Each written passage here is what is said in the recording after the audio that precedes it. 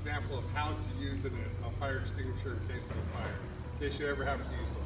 So what you need to do is grab the extinguisher by the bottom handle so it sits in your hand like this. You're going to twist the pull pin and you're going to pull the pull pin out. Okay? Grab the hose, point at the base of the fire, squeeze down on the top handle, and that will expel the agent, which will then knock down the fire. Okay? Now we'll go ahead and go live.